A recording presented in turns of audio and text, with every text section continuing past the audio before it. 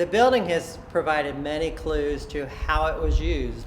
One of the things you'll see here again is the original brickwork from the 1920s, and then you'll see newer brickwork. Using the resources at the Kenton County Public Library History and Genealogy Department, we discovered that this was a segregated entrance to the station. So African Americans were required to use this segregated waiting room when they were waiting for a train to either arrive or to leave.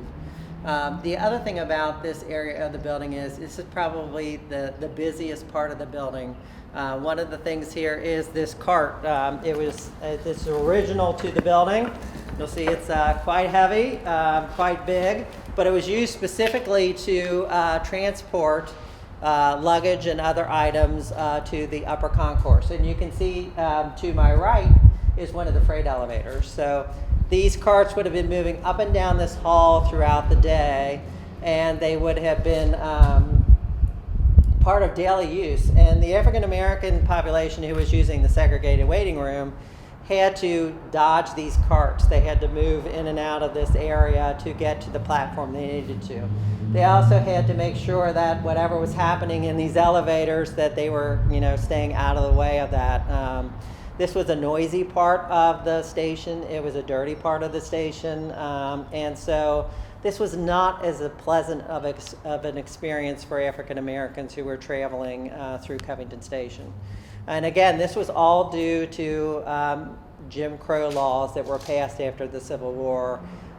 Kentucky was a southern state, and those laws were in place. And so on this side of the river at the station would have been a very different experience than if you just were on the other side of the river in Ohio.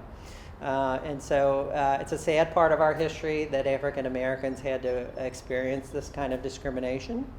And ironically, many of the men who did the work here at the station, who used these carts, these original carts, who put the items into the freight elevators, who were the porters on the trains, were African Americans themselves. And so they were doing the work to make this station function, but were being discriminated against in many ways, and their families were, by having segregated facilities. We wanted to find out why the brickwork changed in this particular area of the depot, so we went to our local history and genealogy reference desk at the Covington Library. We have a wonderful collection of materials there that tell the story of Northern Kentucky, and we also have lots of connections through our department with local historians and authors and the owner of the facility that we're standing at. And so we were able to find out that this particular piece of the building was originally a door into the women's waiting room. And there was a women's waiting room specifically designed so that women could have a place to just have quiet space. We also found out that at one time there were bathroom and wash facilities located in this part of the building. So it allowed women to have a chance after a long day of travel to freshen up. If they had young children with them, it gave them a place to take the children and let children be kids while they were off the train.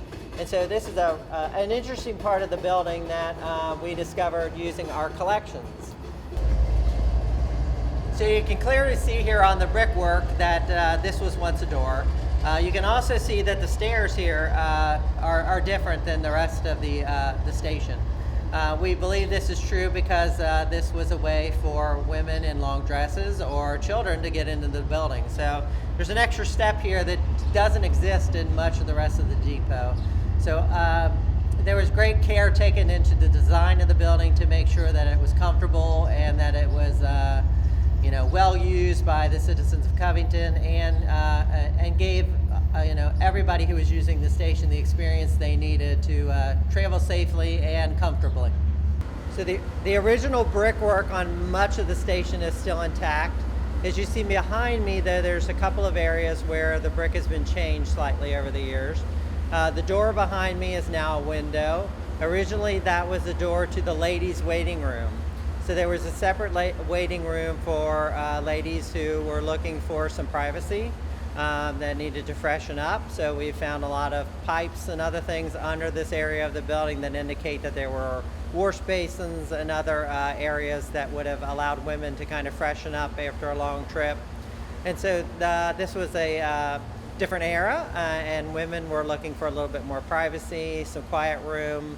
They were traveling with children. They needed a space perhaps where children could be children and not disturb other travelers. And so this was an interesting part of the building that we were able to discover using our local history and genealogy collection. So we have a large history and genealogy collection at the Kenton County Library in Covington. We have lots of records that have helped us with this documentary and with other pieces that we do. We help people throughout the year with their local history projects and with genealogy. We have a lot of resources that are available at the library that can help you discover your past and discover your community's past. And okay, so if you look to my left, you will see the original construction of the depot.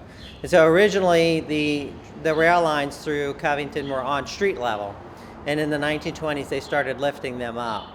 That required the need for new depot facilities. So there were a number of depots throughout Covington over previous time periods. And so in the 1920s it was decided to build one permanent depot for Covington. The challenge for that was they had lifted the railroad tracks, and we needed a depot that could get us up a level to make sure that passengers and baggage could get there. And so the inside of this building is very different. It's been historically preserved and is being used for a different purpose. Much of the exterior is still intact. So when you're walking through the outside of the depot, you see much of what you would have seen in the 1920s, the 1930s, when you were walking into the space. So you can see how the building was constructed. You can see how the concrete was poured. You can see the elements of the building that were used to protect the building when luggage was being moved into the building. So there's many interesting parts of the exterior of the building that really tell the story of how this building was used and why it was built in the first place.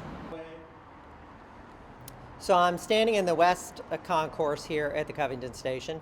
If you would go up the steps behind me, you would be on the platform that serviced southbound travel. So folks who are traveling to the south would enter the platform with the steps behind me. You'll see this building was constructed primarily of concrete. And so much of what you see around me is concrete construction. The superstructure was built with wood forms, and then concrete was poured into those. So that you see the pillars behind me that are holding up the platforms. You see the concrete walls. You can see the metal that was used in the building. The metal that's wrapped around the columns that protected those columns from being hit with baggage and all of those kinds of things. And so really the structure of this building is still intact, and you can still see the grain of the wood that was used as the forms when they poured the concrete into them. So there's lots of interesting character in this building that still shines through, even though it's no longer being used. You can also see one of the other elements of the building that was very integral to how a station worked. Way behind me, you can see one of the entrances to the elevators.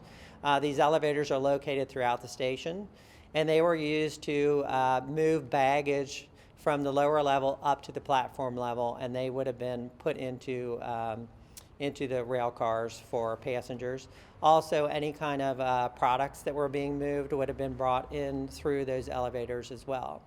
And so the building is really, the construction of the building is very interesting.